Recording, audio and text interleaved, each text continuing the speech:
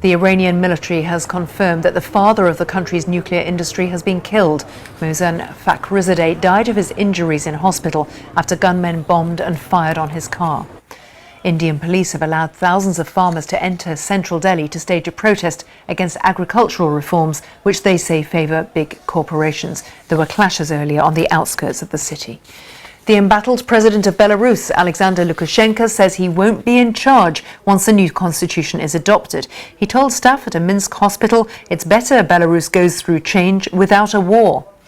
The Ethiopian Prime Minister has met 3 African Union envoys who are seeking to bring an end to the conflict in Tigray. The envoys will not, however, be allowed to travel to the embattled region.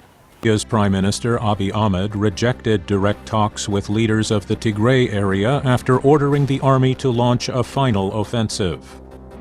A British-Australian man imprisoned in Iran on spying charges has been released, reportedly in exchange for 3 Iranians jailed in other countries. South Korea's intelligence agency says it has prevented North Korea from gaining coronavirus vaccine data from a South Korean drug maker. And in the United States, people are staying away from stores on Black Friday, the traditional start to the holiday buying season, because of COVID-19. We start here in Japan, where the daily number of new coronavirus cases has been hovering near record levels. More than 2,500 cases were confirmed on Friday, prompting pleas from officials for people to exercise more vigilance. One key metric experts are focusing on is the number of active serious cases. Currently, there are 435, the highest number since the pandemic began. If COVID-19 patients continue to increase, hospitals may be forced to stop treating people with other diseases.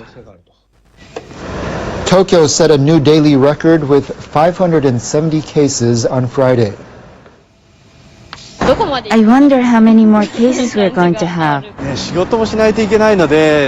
I have to go to work, but I'm doing whatever I can. I'm not going to downtown areas, and I'm being careful when I eat out.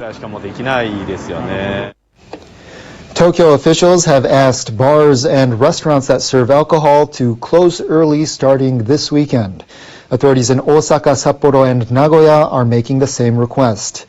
It's a heavy blow for restaurants that have already been hit hard by the pandemic. We have few reservations for December. It's usually a busier month. I don't know if we can survive if we close early for 2 weeks.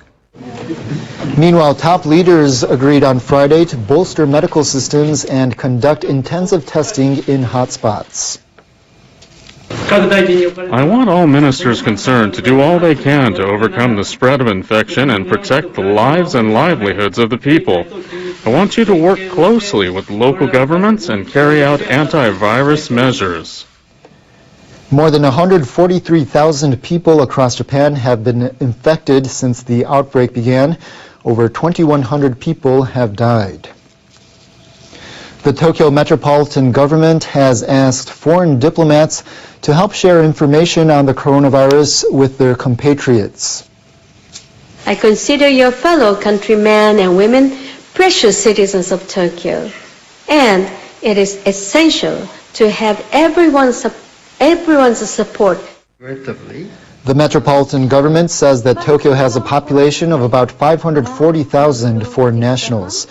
It says coronavirus infections among foreign nationals have been confirmed one after another. Recently, it reported cluster infections among over 20 foreign technical trainees. Some foreign residents in Japan have fewer chances to see doctors because of language barriers and financial difficulties. Lack of medical access can delay the detection of cluster infections among foreign communities. Governor Koike Yuriko said that Tokyo offers telephone consultation services in 14 languages to help foreign nationals understand the situation.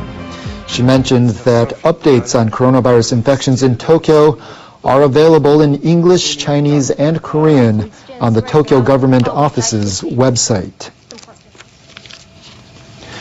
A Japanese space probe is on course to deliver a rare and precious cargo on December 6th. Scientists are now preparing to receive a capsule which may contain the answer to one of humanity's biggest unanswered questions: how did all this begin? Our next report follows the journey of the Hayabusa 2. It may not seem like much, but this grainy image, captured by a telescope, marks the beginning of the next leg of an exciting space journey. The smallest sparkling light is the Hayabusa 2, now headed home. In the 6 years since liftoff, it's traveled 5 billion kilometers, making a journey humans could only dream of. Its destination was the Ryugu asteroid. An ancient and barren rock, scientists believe it may date back to times when the solar system was young and contained secrets that help reveal how all life began. Last year, the Hayabusa 2 landed on the asteroid twice. Officials believe it picked up a small but significant sample from the surface, far more than the original Hayabusa probe. It was a cause for celebration. Under incredible hardship, the probe accomplished more than any had before, fueled by decades of hard work. A sample of rock could contain water and the basic building blocks of life. The goal of Hayabusa 2 is getting closer to the origins of life. I believe today we managed to obtain data or materials to reach that goal. That dream is now closer than ever, but the coronavirus pandemic forced the capsule retrieval team into isolation. In online updates, they write about 10 stays as they rapidly approach the finale. Soon, the capsule will descend to Earth in a ball of flame, just like the original Hayabusa probe. Once retrieved from the Australian desert, it will be moved to the lab for intense analysis. In the coming years, teams of elite scientists will become space archaeologists, delving into the universe's past to search for clues to help humanity's future. Japanese telecom giant NTT plans to launch a service using artificial intelligence to help prevent phone scams.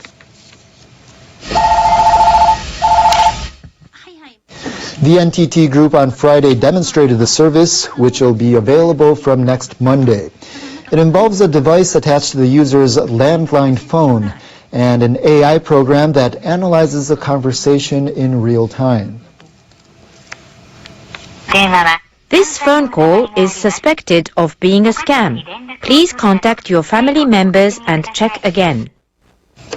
If a conversation contains keywords such as remittance and bank account, or its context leads the AI to suspect the caller may be a scammer, the system emails or calls the user or family members to raise the alarm. Scams are becoming more and more sophisticated and complex. We want to offer services to prevent people from falling victim. Japanese police say the loss from various fraudulent activities was nearly $300 million last year. Toyota Motor will bring electric vehicles to the competitive auto markets of Southeast Asia. Toyota announced it will start in Thailand and Indonesia with a compact SUV from its luxury Lexus line. It can run 360 kilometers on a single charge. The vehicles will be shipped from Japan with a sticker price of around $120,000. The announcement comes as several countries plan to ban sales of new gas vehicles to fight global warming.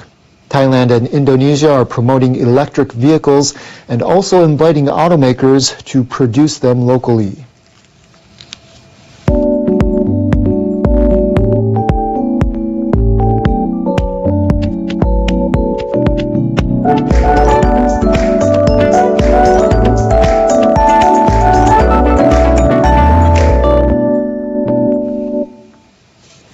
Anti-government protesters in Thailand have again occupied the main road in the capital. The protesters, mostly young people, are intensifying their efforts after lawmakers rejected a key demand last week. Demonstrators occupied one of Bangkok's busiest intersections on Friday. They're rallying at different locations to evade the police and avoid a crackdown. The protesters are calling for the resignation of Prime Minister Prayut Chan-o-cha and reform of the monarchy. The authorities don't seem to care about our demands. I'm very sad and disappointed at this government. Protesters and police have clashed in previous demonstrations. Authorities are taking a tougher stance to quell the unrest. 7 protest leaders were summoned on Tuesday to face the controversial lèse-majesté law, which has not been employed in over 2 years. The protest leaders, who include university students, could face up to 15 years in prison on each count, but they vowed to continue rallying to pressure the government.